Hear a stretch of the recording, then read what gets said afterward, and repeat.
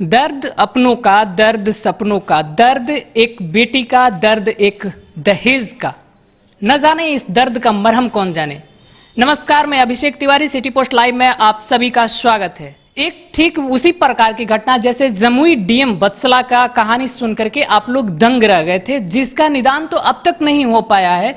दूसरी भी बिहार में बेटी एक ऐसी है जो अपने न्याय के लिए न जाने किसके किसके दरवाजे तक जा पहुंची है, लेकिन अब तक किसी ने एक नहीं सुनी, किसी ने आश्वासन तक नहीं दिया।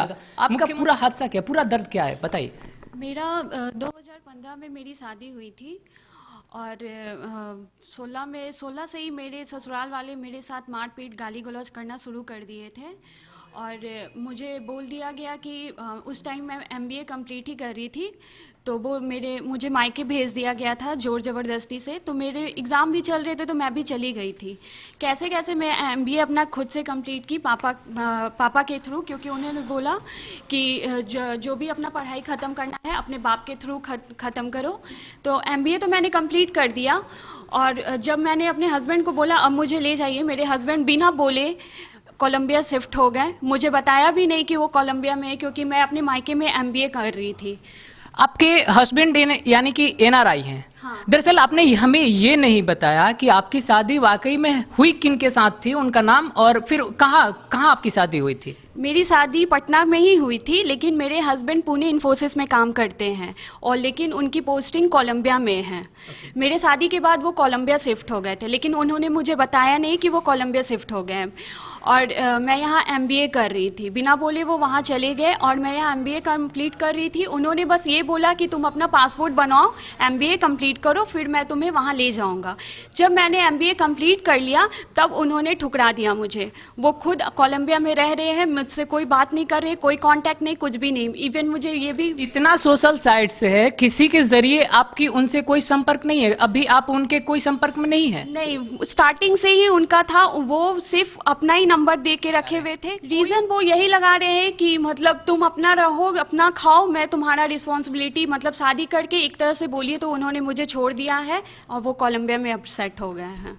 अब तक जो भी आपने सुना, क्या इस लड़की को पत्नी का दर्जा शादी बाद नहीं मिलना चाहिए? क्या ये मांगना गलत है? क्या आखिर कोलंबिया एनआरआई हो या फिर जो कोई भी हो, क्या उसकी अपनी बीबी को लेकर के कोई दायित्व नहीं बनता है?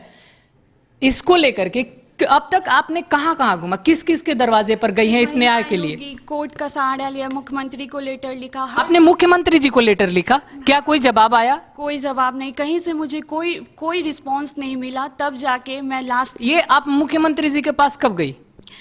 हो गए 2-3 महीने हो गए मुझे 2-3 महीने में आपको कोई रिप्लाई नहीं आया? महिला आयोग का भी हेल्प ली मैं, वहाँ से भी मुझे कोई सही का रिस्पांस नहीं मिला। मैम, वहाँ की मैम ने कोशिश किया लेकिन विशाल ने कोई रिस्पांस नहीं दिया। आपने नेहा चांद्रा जी के बारे में सुना, काफी सारी ये चीजें आपको दिखा भी रही हैं, ये कब आपके पास आई? ये करीबन 1 महीना पहले मेरे पास आई थी और इन्होंने महिला विकास मंच को लास्ट एप्लीकेशन दिया। एप्लीकेशन के साथ साथ इन्होंने ये सारा मेरे पास पुख्ता सबूत भी जमा किए, जिसमें इन्होंने कोर्ट से लेके, मनु महाराज से लेके, मुख्यमंत्री से लेके। देखिए, ये वही लेटर है जो इन्होंने मुख्यमंत्री तक को दे दिया था। इस लेटर को आप जरा ध्यान से देखिए। आखिर इस बेटी का दर्द कौन समझेगा अगर हमारे नीतीश चाचा नहीं समझेंगे तो? अब क्या करना होगा, कौन बताएगा? किनके साथ शादी हुई थी, मैं वो तस्वीरें आप तक दिखाना चाहता हूं। दरअसल जो लड़का है, जो इनकी फैमिली है, आप गौर से देखिए इस शख्स को। ये ओछी मानसिकता वाले वो शख्स हैं जिनके बारे में मैं कुछ बोलने में भी असमर्थ हूं। मैं नहीं चाहता हूं कि इनके बारे में मैं कुछ इस तरीके की बातचीत करूं।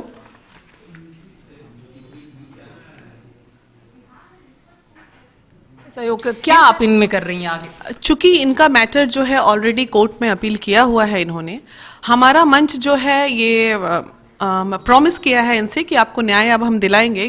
पूरे बिहार का राज्यपाल, मुख्यमंत्री, महिला आयोग, कोर्ट, पुलिस डिपार्टमेंट, प्रशासन, सब जगह भटक के कोई अगर उम्मीद लेके मेरे पास पहुंचा है तो हमारा, पहले इसकी लड़ाई अकेले की थी, अब इसकी लड़ाई 5000 महिलाओं के साथ है। क्योंकि महिला विकास मंच अकेले नहीं है, 5000 महिलाओं का एक ग्रुप है। तो आखिर इसको न्याय तो मिलना चाहिए। पति शादी के ठीक 4 दिन बाद छोड़ के चला जाता है। तो इस केस को इस तरह अगर हम नजरअंदाज करते हैं कि 4 दिन में कोई लड़की बदमाश नहीं हो सकती है, जहां साल 2 साल की बात आए तो कुछ सोचने का भी वक्त है कि जरूर मियां बीवी में हाँ, कुछ आपसी तू मैं हो सकती ये है। सब तो क्लियर है कि यहाँ कोई इस तरह की बात नहीं। जहाँ पत्नी पत्नी में बात ही नहीं हो रही है वहाँ झगड़ा की बात कहाँ से आती है। तो इस लड़के का मोडस ऑपरेंडी था कि ये आया, शादी किया अपने पेरेंट्स के दबाव में, और शादी करके ये अच्छा खासा पैसा भी लिया है। इसके पेरेंट्स ने चेक से पेमेंट किए हैं, सारा प्रूफ। बाई दहेज बाई चेक लिया गया है। तो ये शादी भी तो अरेंज मैरिज रही होगी। हाँ, शादी अरेंज मैरिज है, ये लव मैरिज नहीं है। यानी शादी भी पूरी परंपरागत ढंग से हुई है। ऐसा कुछ नहीं कहा जा सकता है कि सोशल मीडिया पर लड़का मिला और फिर इन्होंने उसके साथ अपनी सगाई करा ली या फिर शादी कर लिया। ऐसा भी कोई मैटर नहीं है। तो मैटर है कि ये शादी समाज के सामने हुई है और बकायदा दान दहेज लेके इनके फादर ने 18 लाख के करीब डाउरी भी दिया है और प्लस शादी का पूरा खर्चा भी उठाया है, सारे पेमेंट्स चेक से किए हैं। तो ये तो एक दहेज का मैटर अलग बनता है। इसका मतलब है लड़के को पैसे की जरूरत थी, वो आया, इंडिया से पैसा लिया और वो फरार हो गया। तो कहीं ना कहीं उनके माँ बाप भी दोषी हैं।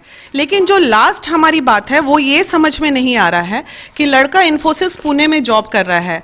जब हमारा कोर्ट का नोटिस इन्फोसिस में लड़के के नाम पे जाता है तो कंपनी जवाब दे रही है। ये बात कुछ हजम होने लायक नहीं है। हम इसके तथ्य पे जा रहे हैं कि क्या ये फेक तो नहीं है। अगर विशाल कुमार के नाम पे हम नोटिस भेज रहे हैं तो ये वहां से कंपनी क्यों रिप्लाई कर रही है? हमें विशाल को रिप्लाई करना चाहिए। तो यहाँ कहीं ना कहीं कोई बहुत बड़ा लोचा है जिसमें आप लोगों की ये सोची समझी एक साजिश कही जा सकती है। मुझे आप लोग की सपोर्ट की जरूरत पड़ी क्योंकि अब बिना मीडिया का सहारा लिए ये केस हम लोगों से सॉल्व होता नहीं, इसलिए मुझे मजबूरन आप लोग का सहारा लेना। पीटीएन न्यूज आप सभी के साथ है, आप सभी का सहयोग करेगा। ये पीटीएन न्यूज का वादा है। आप जब भी आइएगा हम इस पर कड़ी पहल करेंगे। अपने तरफ से जो भी हो सकेगा हम आपका सहयोग करेंगे। लेकिन अभी तक किसी ने सूद नहीं लिया, तो उसके बारे में आप क्या करने वाली हैं? आखिर इसकी शुरुआत तो कहीं ना कहीं न्यायिक से भी हमें करना पड़ेगा। नहीं, मैंने इनके फादर से रिक्वेस्ट किया है कि जहां आपने 18 लाख रुपया दहेज दे दिया, अब आप अपने केस को फास्ट कराइए। हम लोग जब जब इसके केस को फास्ट करने जाएंगे उस वक्त हमारे साथ मीडिया रहेगी और हम सारे पिन टू पिन इसकी रिपोर्ट अब हम सारे मीडिया को बताएंगे कि आज नेहा के साथ ये हुआ, आज ये हुआ। आज 3 साल से ये बच्ची भटक रही है, इसको किसी ने सहारा नहीं दिया। तो अब मेरे पास मीडिया के सहारे के अलावा कोई सहारा नजर नहीं आ रहा है। बिल्कुल, पीटीएन न्यूज और livecitypost.com हम आपके सहयोग में हमेशा तैयार हैं, बने रहेंगे। दरअसल ये मुद्दा जो भी अभी तक आपने सुना, ये सुनकर के हैरानी हो जाती है। सबसे बड़ी हैरानी की बात तो यह हो जाती है कि आखिर हम सवाल किनसे करें? क्या गलती उस लड़के की है या फिर गलती, मैं तो सबसे ज्यादा गलती उनकी मानता हूं, राज्यपाल की मैं मानता हूं, मैं मुख्यमंत्री जी को मानता हूं, जिसको 3 महीने पहले लेटर लिखने के बाद अब तक कोई जवाब नहीं आया है। इससे तो अच्छा इन्फोसिस कंपनी है जिन्होंने या फ्रॉड कहिए या फिर मतलब वास्तविक तौर पर उन्होंने रिप्लाई तो कर दिया है। क्या मुख्यमंत्री जी को चुनाव से फुर्सत नहीं है? राज्यपाल का कोई दायित्व नहीं बनता है? बनता है, लेकिन कोई क्यों नहीं इसमें आवाज उठाना चाहता है? किसी को शर्म आती है क्या ऐसी बातों पे? मैं तो हैरान हूं। पीटीएन न्यूज में इस खबर पर और भी पहल लेकर के हम आते रहेंगे। अब इस खबर में बस फिलहाल के लिए इतना ही। ये सारे जो भी तथ्य हमने आपके समक्ष रखे हैं, ये नेहा चंद्रा और महिला मंच के जो बीना जी हैं उनके द्वारा जो दिखाया गया वही रखा गया है आपके समक्ष। तो इसमें पीटीएन न्यूज जो तथ्य इनके द्वारा पेश किए गए हैं वही आप तक पहुंचाया है। इसकी पूरी हम पुष्टि नहीं करते हैं, लेकिन अब तक हम अपने जिम्मेवारी के अनुसार इस तथ्य को दिखाते रहेंगे। आगे भी इसमें जो भी पहल होगी हम आप तक सबसे पहले इसकी खबर पहुंचाते रहेंगे। फिलहाल के लिए अब इतना ही, मुझे दीजिए इजाजत, नमस्कार।